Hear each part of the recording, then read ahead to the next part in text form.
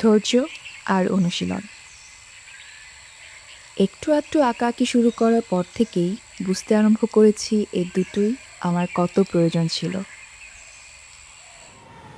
ঘরে বসে ইন্টারনেট থেকে দেখে দেখে কিছু তো একটা এঁকে ফেলাই যায়, কিন্তু না, এই যেমন ছবি আঁকার জন্য এত দূরে আসা, কোথায় বসে আঁকবো তা ঠিক করা, নিজ হাতে ক্যানভাসে একের পর এক ভুলভাল তুলির আঁচড়, আর তারপর ঘন্টাখানেক বসে তা আবার ঠিক করা। আর রঙের এত খরচের কথা তো বাদই দিলাম।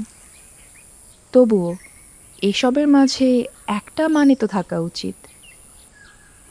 ওই যে দূরে ঢুলতে থাকা সবুজ গাছ, তার সামনে আদুরে কিছু কাটা ঝোপ, পিছনে একটা মলিন আকাশ, আর সাথে রোদ ছায়ার কত মান অভিমান। ঠিক যেন একটা জীবন্ত ক্যানভাস। আচ্ছা, নতুন যারা আঁকিবুকি করে তারা কি সবাই এমন করেই দেখে? উম, হয়তো দেখে, হয়তো না।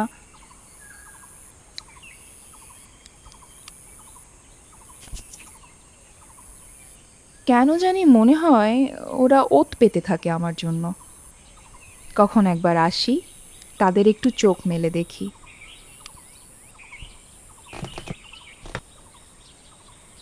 আজ কিন্তু আমার সবার আবদার পূরণ করতে হবে।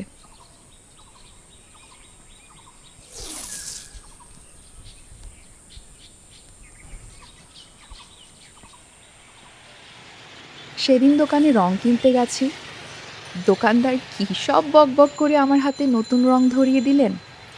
বললেন নতুনদের জন্য এর থেকে ভালো রং নাকি আর হয় না।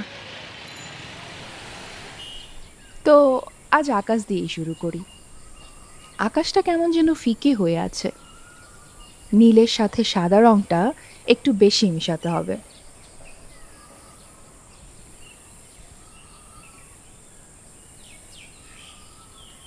মনে পড়ে ছোটবেলায় একবার বাবা জল রং কিনে দিয়েছিলেন।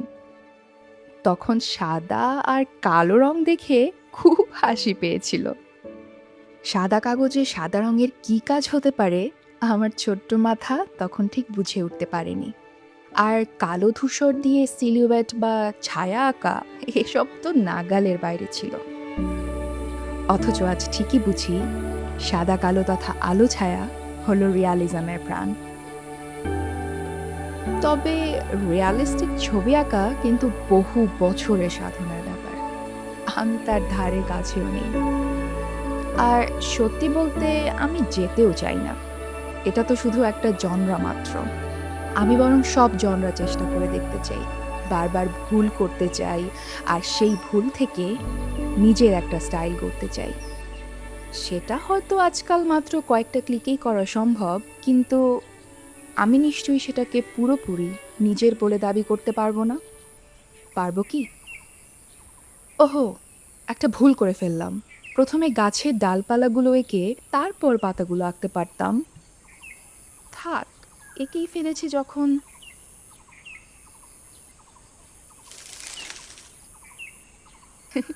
পাখিটা কেমন কাটা ঝোপের উপর লাফালাফি করছে দেখো।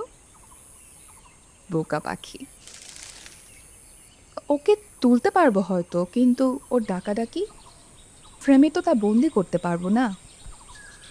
কিডসের একটা লাইন মনে পড়ে গেল, heard melodies are sweet, but those unheard are sweeter. অর্থাৎ আমাদের বাস্তবের চেয়ে কল্পনা আরও বেশি সুন্দর।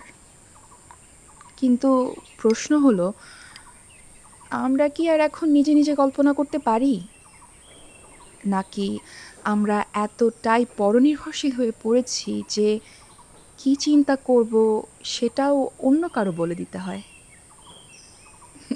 দূর, আবার আজে বাজে বকা শুরু করেছি। আচ্ছা, এবার তাহলে আঁকি ওই কাটা ঝোপ। কেমন তিরিং বিরিং করে নাচছে দেখো। সরু সরু সূচের মতো পাতাগুলোকে খুব ধৈর্য নিয়ে আঁকতে হবে।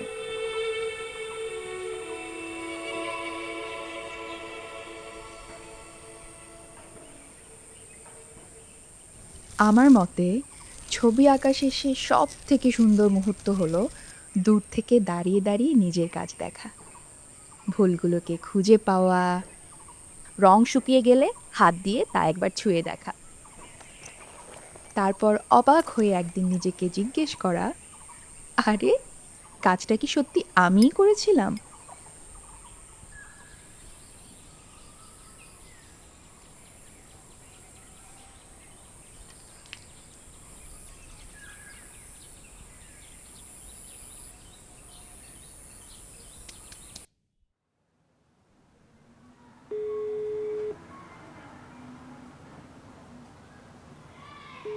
ভ্যালোর ব্ল্যাঙ্ক বাংলা করলে দাঁড়ায় সাদার কদর।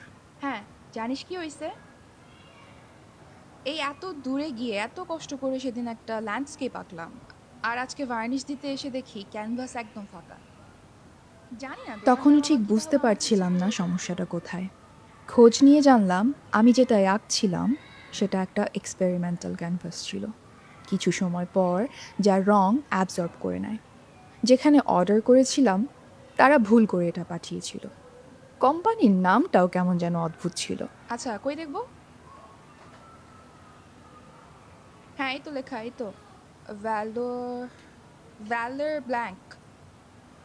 কি একটা মিডিয়াম আছে যেটা ব্যবহার করলে আমার ছবিটা আগের মতো ভেসে উঠবে। ইন্টারেস্টিং না ব্যাপারটা? কিন্তু আপাতত আমি সেটা ব্যবহার করছি না, থাকুক না পড়ে এভাবে কিছুদিন। কয়েক বছর পর এই ছবিটায় আমাকে মনে করাবে আমি তো কোনো শর্টকাট নিইনি, কারণ আমি জানতাম the longer the process the more sustainable it is. আচ্ছা, সবার হঠাৎ কি হলো? হাতে এক জীবন সময় থাকতেও আমরা কেমন এক ম্যারাথনে দৌড়চ্ছি না? সত্যকে মিথ্যা আর মিথ্যাকে সত্য বানানোর নেশায় মারতে গিয়ে নিজের অজান্তেই সব কিছু কেমন যেন দূষিত করে ফেলছি। আমি ঠিক করেছি আরও কয়েকটা এমন ক্যানভাস কিনব। এমনিতেও তো আজকাল আর নিজের বলে তেমন কিছু বাকি নেই।